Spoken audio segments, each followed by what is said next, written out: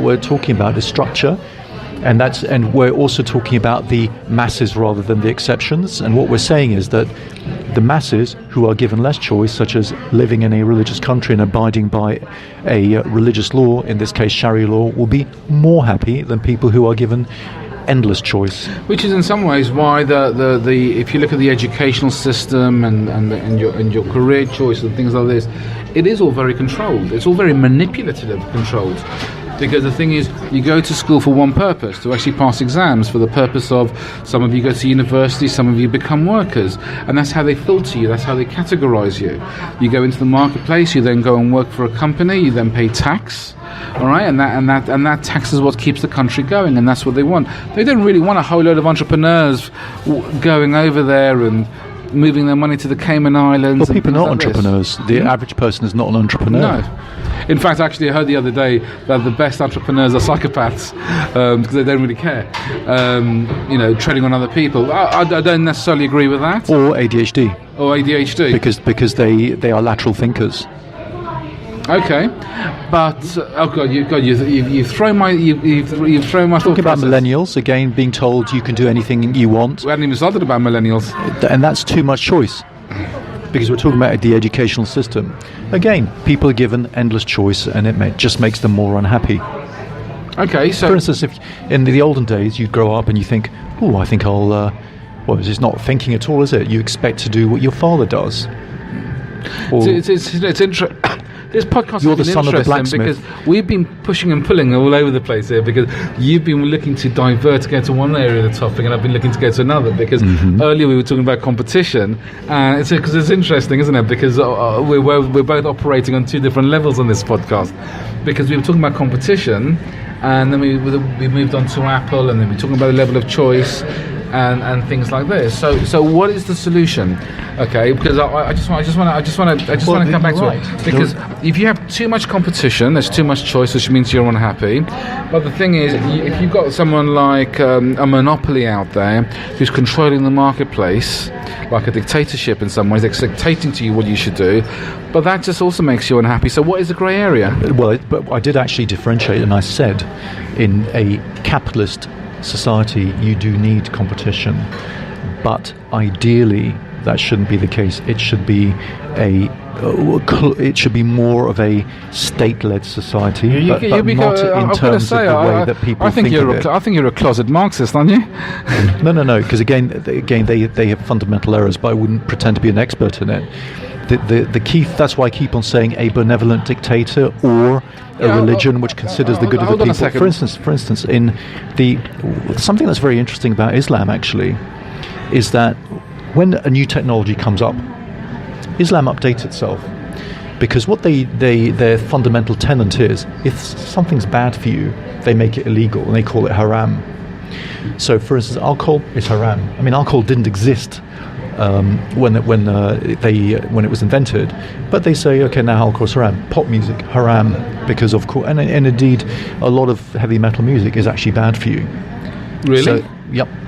So they call it haram. No.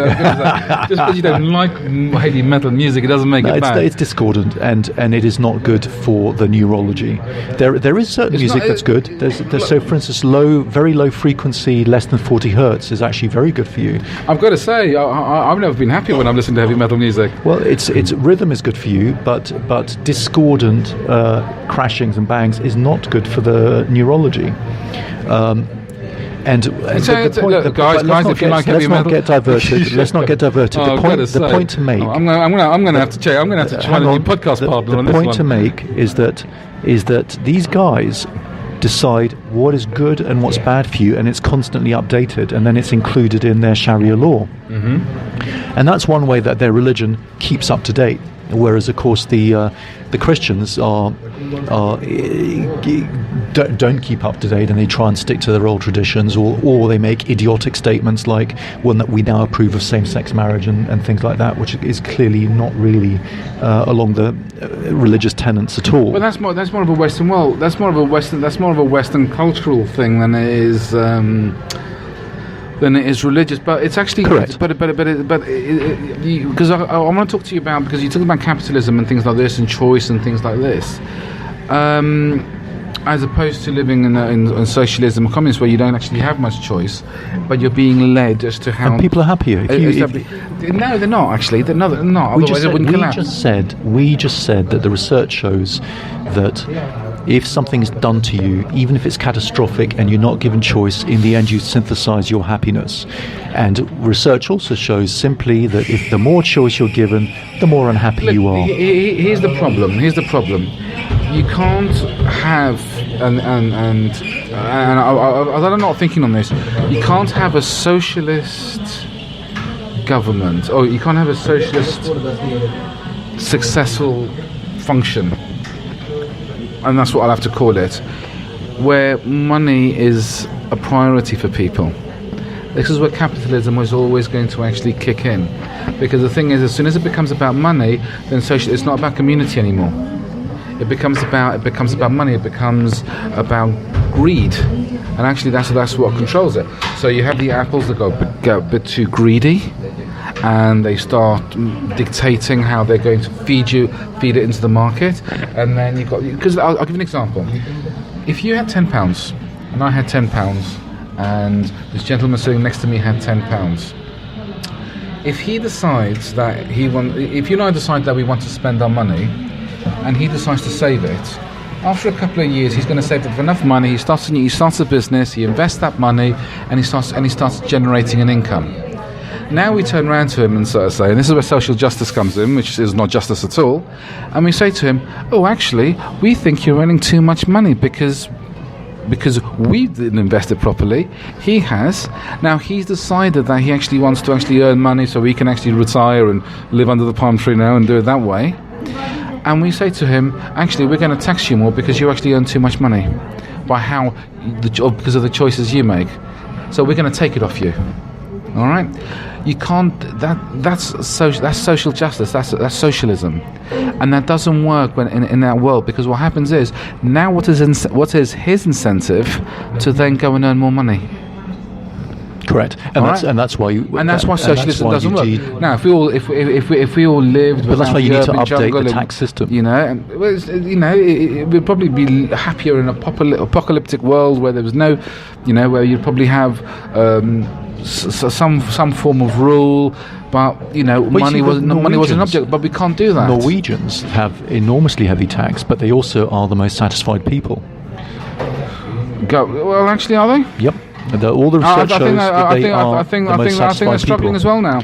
Well, only because of the immigrants. Only because of the immigrants. That utopia has ended now. But because of the immigrants. But again, the research shows that the economic difference between the haves and the have-nots, the wider it is, the more unhappy the country is, and also the more illness there is, both mental and physical, and in the lower rungs, but also in the upper echelons of society.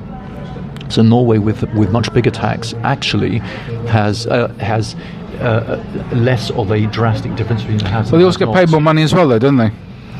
Well, they have to, otherwise they wouldn't be. That's right. Have money. But the point to make is that at the end of the day, everything works a lot better over there, and they've also been open-minded enough to update their legal system and legalize. We've talked about this in another podcast. Legalize illicit drugs, because they worked out that it was social disintegration that was being the problem in the first place, and by integrating people and by making them functioning members of society, then actually people get more happy and they don't use drugs. So they legalise drugs then, eh? Mm-hmm. Good. I'm not saying it's good. I think all those poppy fields in Afghanistan should be the first thing to be blown up.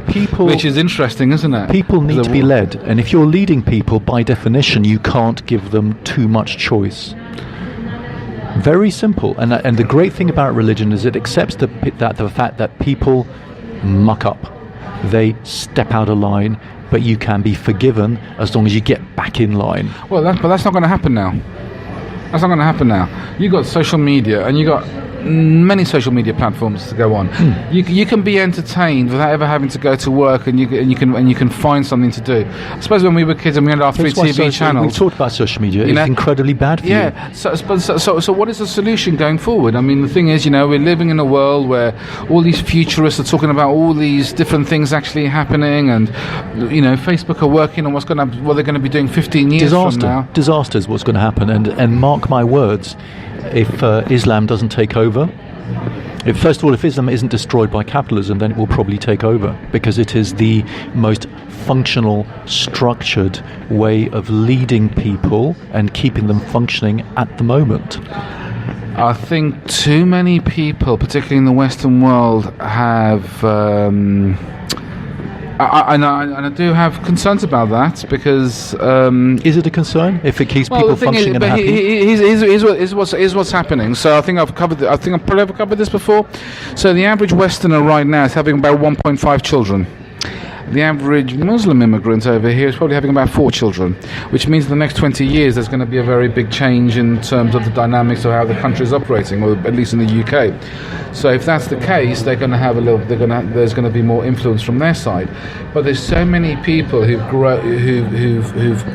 been westernized who are not going to conform that, because the thing is, that's the difficulty you got. The change is too extreme. That's the difficulty you got. So a lot of Saudis, for instance, they come over to London to indulge in the excesses because they can't do it over there. Yeah, it's too extreme. The change is too extreme. And the thing is, to actually to do any form of change, it's got to be slowly and drip-fed introduced. And when you get all these politicians who come in at one go and they want to change too much too soon, everything fractures. It can't work like that. It's the whole. There was this whole analogy, and it's not a true analogy, by the way, but it does explain it.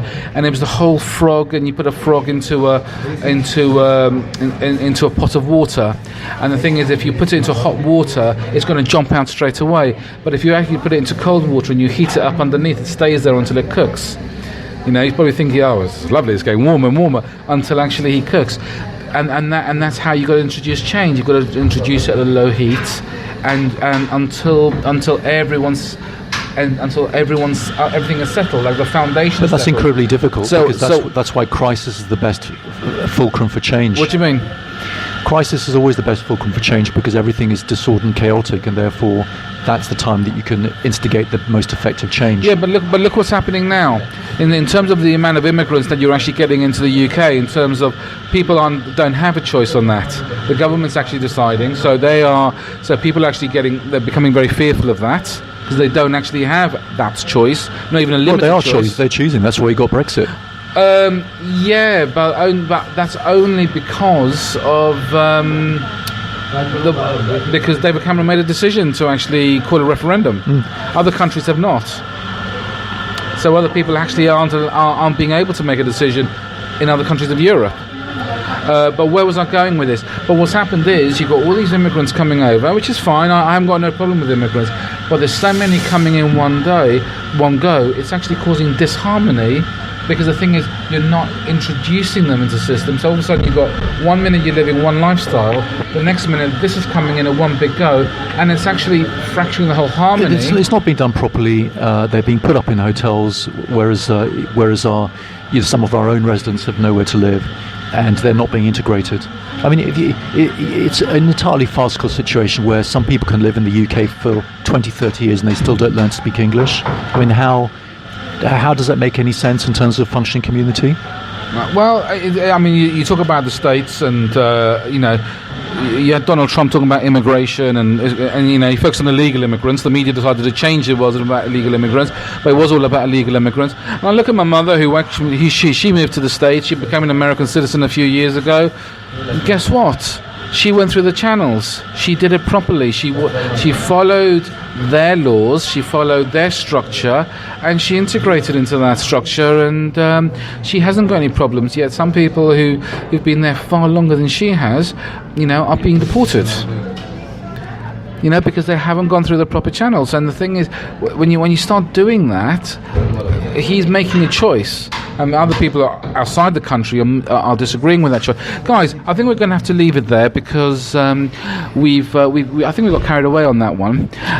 But Do you want to wrap us up on that one? Absolutely. The key thing to understand is that if you have something a situation that you know is workable with, because there's no deal breakers, work with it. Don't constantly seek the better option, otherwise you become a slave to consumerism. Okay, guys, thank you very much for that. Thank you for listening. Thank you. Bye. Thank you. Bye-bye.